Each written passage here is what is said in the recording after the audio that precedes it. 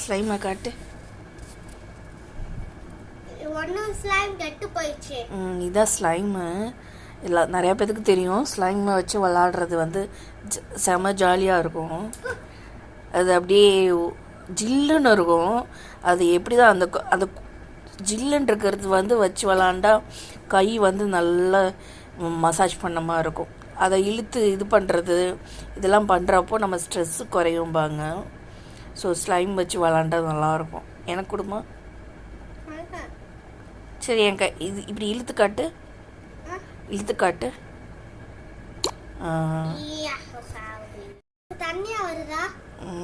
இல்லை இல்லை இல்லை.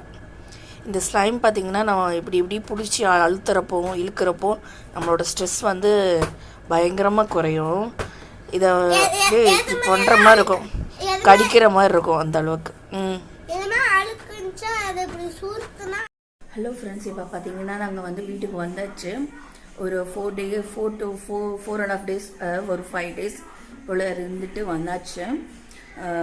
இப்போ பார்த்தீங்கன்னா வந்து நான் வந்து கிச்சனில் இருக்கேன். ஸோ வந்து லேட் ஆகுது, 12:30 ஆகுது. சமையல் பண்ணிகிட்ருக்கேன். ரசமும் பருப்பு வைக்கலான்னு பிளான் பண்ணியிருக்கேன்.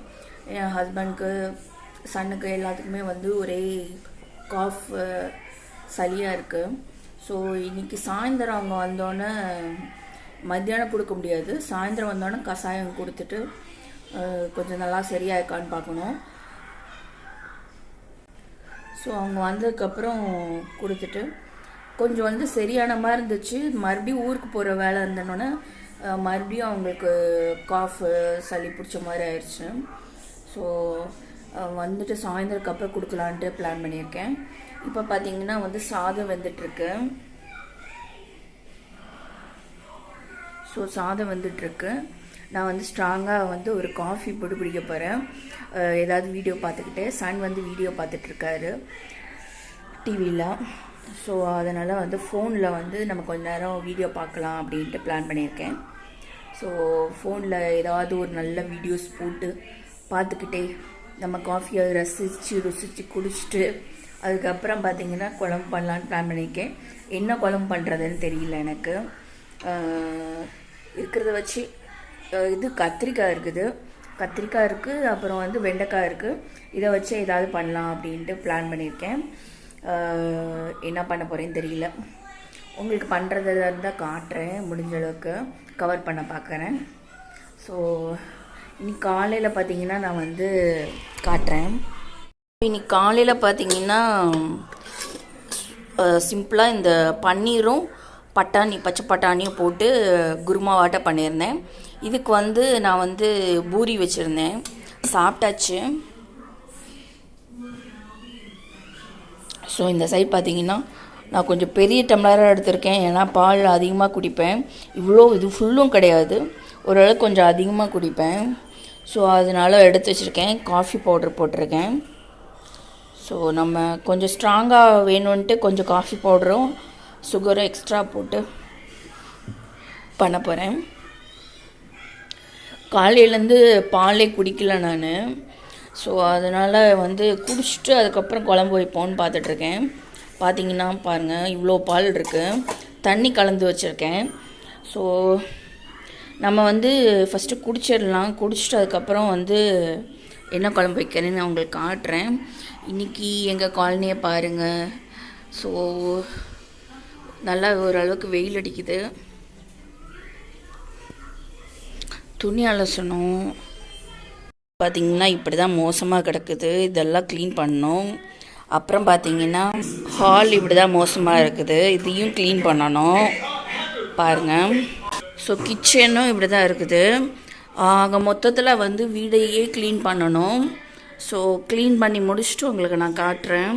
இப்போ டைம் பார்த்திங்கன்னா 5 o'clock ஆகுது. கரெக்டாக ஷார்ப்பாக 5 ஆகுது. ஸோ நம்ம ஒர்க்கை வந்து ஸ்டார்ட் பண்ணிட வேண்டியதான். துணி அலச வேண்டியது எல்லாத்தையும் வெளியில் கொண்டு போய் போடணும். ஸோ முடிச்சுட்டு உங்களுக்கு காட்டுறேன். இந்த நிலைமைக்கு இருக்குது. ஸோ நான் என்ன பண்ணியிருக்கேன்னு காட்டுறேன். இன்றைக்கி ரசம் வச்சுருந்தேன், நல்லா மிளகெல்லாம் போட்டு ரசம் வச்சுருந்தேன். ஸோ வந்து சன்னுக்கும் ஹஸ்பண்ட்க்கும் கொஞ்சம் சாரி இது இருமல் சளி இன்னும் இதாக இருக்கிறனால ரசம் வச்சேன். ஸோ இந்த சைடு வந்து பருப்பு வச்சுருக்கேன். அப்புறம் சாதம், கொஞ்சோண்டு பாத்திரம் இருக்குது கழுவணும். இப்போ டைம் பார்த்தீங்கன்னா 2:35 ஆகுது. நம்ம வந்து ட்ரெஸ் எல்லாம் அலசணும். ட்ரெஸ் இவ்வளோ இருக்குது பாருங்கள். இந்த சைட் பார்த்தீங்கன்னா சன் வந்து இதெல்லாம் க்ளீன் பண்ணிகிட்ருக்காரு. ஸோ அவனோட பென்சில்லாம் போட்டு வச்சுருந்த டப்பாவை க்ளீன் பண்ணிகிட்ருக்காரு. வீடு இந்த பொசிஷனில் தான் இருக்குது. இது பார்த்திங்கன்னா பழைய பூரி காலையில் வாங்கினது. ஸோ நான் இது சாப்பிடுவேன் குழம்பு. இதை வந்து நான் வந்து பழைய இது நைட்டில் வாங்கிட்டு வந்திருந்தா கூட வந்து அது காலையில் வச்சு சாப்பிடுவேன். எத்தனை பேர் பழசு வச்சு சாப்பிடுவீங்கன்னு சொல்லுங்கள். எனக்கு பிடிக்கும், பழசாக இருந்தாலும் சாப்பிடுவேன். இப்போ பார்த்தீங்கன்னா 3rd டே வீடியோ. இப்போ 3rd டே விலாகாக எடுக்கிறேன். ஸோ 3 டேஸ் நடக்கிறது தான் பார்க்க போகிறீங்க. இப்போ டைம் பார்த்தீங்கன்னா 12:30 ஆக போகுது. கொஞ்சோண்டு வந்து ஃப்ரெஞ்ச் ஃப்ரைஸ் பண்ணி தந்தேன் சன்னுக்கு, சாப்பிட்டுட்டு இருந்தார். ஸோ இதெல்லாம் காய்கறி வாங்கியிருக்கோம். ஸோ இதெல்லாம் எடுத்து வைக்கணும் பேக்கில் வாங்கியிருக்கேன் இது எல்லாத்தையும். ஸோ அதுக்கு முன்னாடி வந்து சமையல் பண்ணணும் மத்தியானத்துக்கு. ஸோ அதை ஸ்டார்ட் பண்ண போகிறேன். ஸோ இதெல்லாம் எடுத்து வச்சுக்கிட்டே பண்ணலாம். பார்த்தீங்கன்னா சோஃபாவில் இருக்க துணியெல்லாம் மடித்து வச்சாச்சு. காய்கறி மட்டும்தான் எடுத்து வைக்கணும். ஸோ காய்கறி தான் நிறையா இருக்குது. இப்போ எடுத்து வச்சிட்டோன்னா வந்து டைம் ஆயிரும். நம்ம வந்து சமையல் பண்ணுவோம். ஸோ குயிக்காக கிச்சனுக்கு வந்து கிச்சன் இப்படி தான் இருக்குது. ஸோ நம்ம வந்து ஏதாவது என்ன சமையல் பண்ணுறதுனே தெரில. இன்னும் நான் வந்து சாதமே பண்ணல. ஸோ சாதம் பண்ணிவிட்டு உங்களை பார்க்குறேன். பார்த்தீங்கன்னா இந்த சைட் பார்த்தீங்கன்னா வந்து இட்லிக்கு ஸோ இட்லி மாவுக்கு வந்து ஊற வச்சுருக்கேன். ஸோ ஊறிட்டுருக்கட்டும். இன்றைக்கி வந்து மாவாட்ட வேண்டிய நாள். ஸோ அதனால் வந்து உளுந்து அப்புறம் அரிசி ஊற வச்சுருக்கேன். ஸோ கீழே பார்த்தீங்கன்னா அரிசி ஊற வச்சுருக்கேன், இட்லி அரிசி. நான் வந்து ஒரு டம்ளருக்கு வந்து 4 டம்ளர் இட்லி அரிசினா 1 டம்ளர் உளுந்து போட்டிங்கன்னா கரெக்டாக இருக்கும். இந்த மாதிரி முழு உளுந்து போட்டிங்கன்னா கரெக்டாக இருக்கும். இந்த ரேஷியோ முக்கால்வாசி வந்து எல்லா அரிசிக்கும் வந்து கரெக்டாக இருக்கும். ஸோ அதான் ஊற வச்சுருக்கேன். பார்த்தீங்கன்னா பிக் பாஸ் பார்த்துக்கிட்டே வந்து பண்ணிகிட்ருக்கேன். ஸோ பிக் பாஸ் இப்போ தான் போட்டேன். ஸோ பார்த்துக்கிட்டே பண்ணுவோம். இன்றைக்கி ஒரு பிளாக் கலர் குர்த்தி போட்டிருக்கேன். ஆக்சுவலாக இது ப்ளூ கலர் நினச்சி நான் பண்ணேன். பட் வந்து எனக்கு வந்தது வந்து பிளாக் கலர் வந்திருக்கு. ட்ரெஸ் நல்லா இருக்குது. பட் வந்து ஃபேண்ட் வந்து பார்த்திங்கன்னா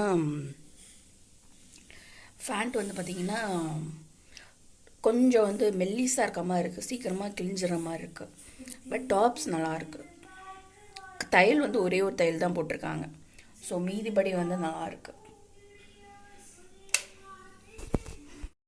ஃப்ரெண்ட்ஸ் இப்போ பார்த்தீங்கன்னா வந்து நான் வந்து கிச்சனுக்குள்ளே இருக்கேன். சமையல் பண்ணுறது தான் பெரிய டாஸ்க்கு. சமையல் பண்ணுறது கூட பண்ணிடலாம். அதெல்லாம் ஓசல் பண்ணி அதெல்லாம் வைக்கிறது அது அப்படியே பழகிடுச்சுன்னா நம்மளுக்கு வந்து ஈஸியாக இருக்கும். ஸோ அது நம்ம பழக்கப்படுத்திக்காமல் இருந்தோன்னா கொஞ்சம் கஷ்டமாக இருக்க மாதிரி இருக்கும்.